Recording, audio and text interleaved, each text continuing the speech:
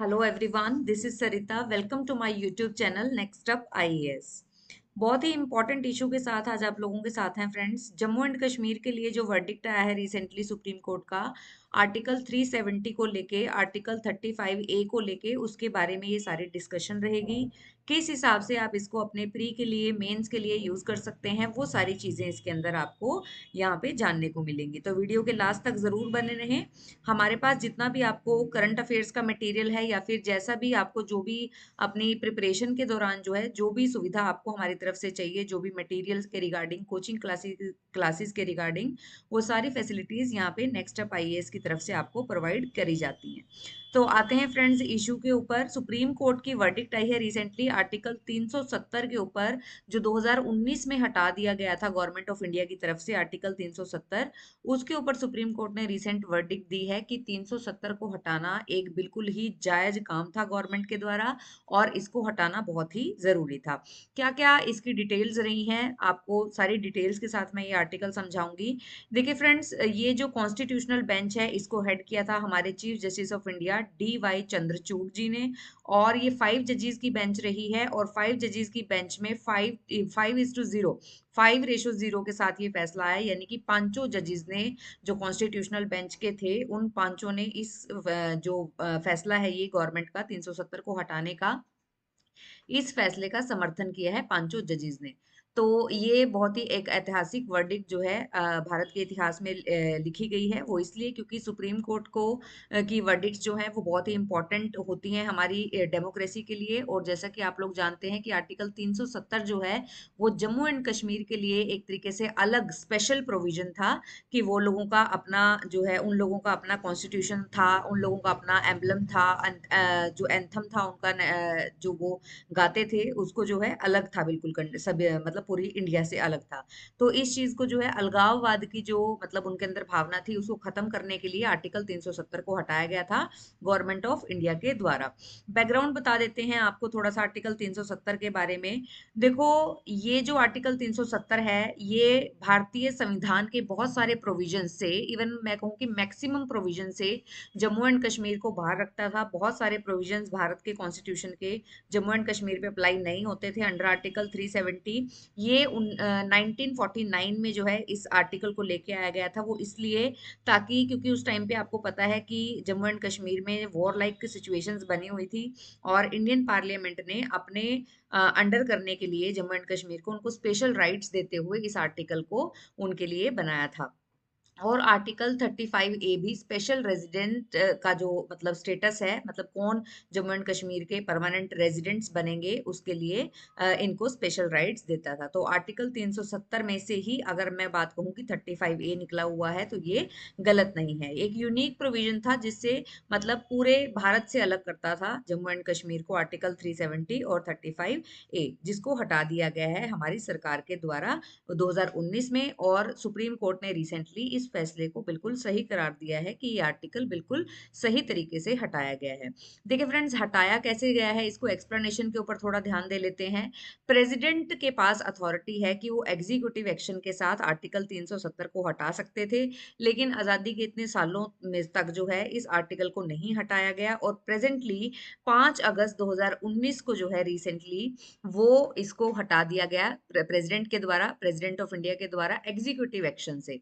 और जम्मू एंड कश्मीर के रिलेशन जो है इंडियन यूनियन के साथ अच्छे बने, और ये अलगाववाद का जो इनका मतलब सिचुएशन है उसको ये फेस आउट ना करें। जम्मू एंड कश्मीर का यूथ जो है मेन स्ट्रीम में आए, मेन जो जॉब है, एम्प्लॉयमेंट है, जो भी मतलब वहाँ पे पावर्टी रेडिकेशन प्रोग्राम्स हैं, उनका बेनिफिट्स जो है वो वहाँ का यूथ और पॉपुलेशन ले सके। इसीलिए इसको हटा दिया गया ताकि वो पूरे भारत से अलग महसूस ना करें। चेंजेस देख लेते हैं फ्रेंड्स, क्या क्या चेंजेस आए हैं। Jammu and Kashmir reorganisation bill आया था 2019 में। इस बिल ने मतलब जो प्रेसिडेंट के ऑर्डर से जो चेंजेस आए थे, इस बिल ने क्या क्या चेंजेस लेके आए थे। सबसे पहले तो इन्होंने जम्मू एंड कश्मीर और लद्दाख दो यूटीज बना दी थी, यूनियन टेरिटरीज।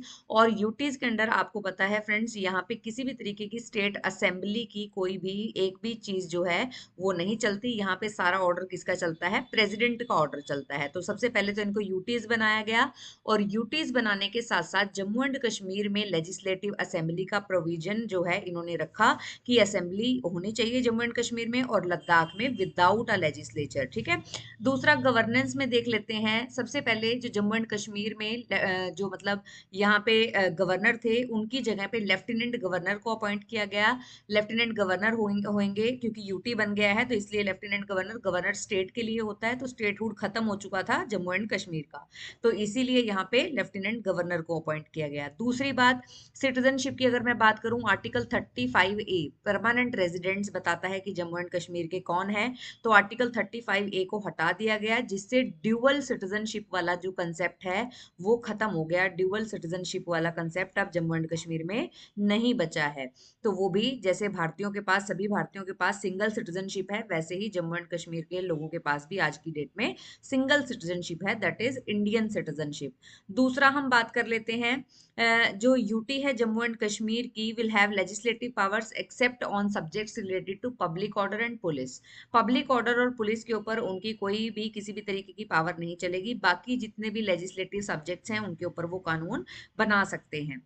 दूसरे फंडामेंटल राइट से रिलेटेड इंडियन कॉन्स्टिट्यूशन के जो भी प्रोविजंस हैं वो यूनियन टेरिटरी के ऊपर अप्लाई होंगे। जितने भी इंडियन लॉज हैं, चाहे वो इंफॉर्मेशन एक्ट है, right to information act, RTI का एक्ट है हमारा, राइट टू एजुकेशन एक्ट है हमारा, फाइनेंशियल इमरजेंसी आर्टिकल 360, आईपीसी, जितने भी हमारे कानून हैं वो सारे के सारे Jammu and Kashmir union territory पे अब अप्लाई होंगे। दूसरा, स्पेशल स्टेटस जितना भी था जम्मू एंड कश्मीर को किसी भी चीज के रिगार्डिंग, चाहे वो अलग से कॉन्स्टिट्यूशन का था, उनके अलग से फ्लैग का था, एंथम का था, वो सारे आज की डेट में खत्म हो चुके हैं। अब जम्मू एंड कश्मीर के पास किसी भी तरीके का अलग कॉन्स्टिट्यूशन नहीं है, ना ही उनका अलग से फ्लैग है, ना ही एंथम है, तो उनका एक तरीके से अमलगमेशन विद इंडिया हो चुका है। और जजमेंट की बात कर लेते हैं कि जजमेंट में सुप्रीम कोर्ट ने और किस किस बातों पे ध्यान दिया है। सॉवरनिटी, मतलब हमारी जो सॉवरनिटी का अधिकार है जम्मू एंड कश्मीर वो खो चुका है, क्योंकि सॉवरनिटी जो है वो पूरे भारत की है, तो सॉवरनिटी में भारत में जो है वो जम्मू एंड कश्मीर भी आता है, और Jammu and Kashmir is a integral part of the India, तो इसीलिए इनका जो अलग से सॉवरनिटी है वो नहीं दी जाएगी। दूसरी बात, यहाँ पे आर्टिकल 370 टेम्परेरी बता दिया है सुप्रीम कोर्ट ने, ये पार्टीशन के टाइम पे दिया गया था, टेम्परेरी था, तो इसलिए इसको हटा दिया गया है, सही प्रोसीजर से हटाया गया है। प्रेसिडेंट के पास पावर थी कि एग्जीक्यूटिव नोटिफिकेशन के साथ जो है इसको, एग्जीक्यूटिव ऑर्डर्स के साथ इसको हटा दिया जाए, तो उन्होंने ऐसा ही किया था, तो इसीलिए जम्मू एंड कश्मीर का रीऑर्गेनाइजेशन का जो कानून बिल था 2019 का, उसको इन्होंने सही करार दिया है। दूसरा, प्रेसिडेंट, देखो प्रेसिडेंट रूल वहां पे लगा हुआ था उस टाइम पे 2019 में, तो प्रेसिडेंट ने उस टाइम पे ये ऑर्डर्स दिए थे, ये एक्शन लिया था आर्टिकल 370 को हटाने का, तो ये जुडिशियल जितनी भी मतलब कार्रवाई है वो हो सकती थी इसके ऊपर, और वो हुई भी, इसीलिए सुप्रीम कोर्ट ने अब आज की डेट में 2023 को जो है ये फैसला सुना दिया कि ये बिल्कुल सही फैसला था। और सुप्रीम कोर्ट ने इलेक्शन कमीशन ऑफ इंडिया को भी बोला है कि जल्दी से जल्दी जम्मू एंड कश्मीर में वो इलेक्शन कराए जाएं, ताकि जम्मू एंड कश्मीर को स्टेटहुड वापस मिल सके। तो आने वाले टाइम में 2024 में सितंबर 30 तक की डेडलाइन जो है, 30 सितंबर 2024 तक की डेडलाइन सुप्रीम कोर्ट की तरफ से हमारे इलेक्शन कमीशन को मिली है कि वो हमारी जो यूटी है जम्मू एंड कश्मीर की, उसमें इलेक्शंस करा सके, ताकि स्टेटहुड को रिस्टोर किया जा सके जम्मू एंड कश्मीर में। तो ये सारी इन्फॉर्मेशन फ्रेंड्स आपकी सुप्रीम कोर्ट की वर्डिक्ट के रिगार्डिंग, जितना भी यहाँ पे देखिए प्री के लिए जो इंपॉर्टेंट टॉपिक हो जाते हैं, इस टॉपिक से आपके एक तो सुप्रीम कोर्ट ऑफ इंडिया के बारे में, आर्टिकल 370 के बारे में आपको सारी जानकारी होनी चाहिए, आर्टिकल 35A के बारे में सारी जानकारी होनी चाहिए। ऐसी ही इंपॉर्टेंट जानकारी के लिए आप हमारे यूट्यूब चैनल को फॉलो कर सकते हैं, शेयर कर सकते हैं, सब्सक्राइब कर सकते हैं। Thank you so much for watching.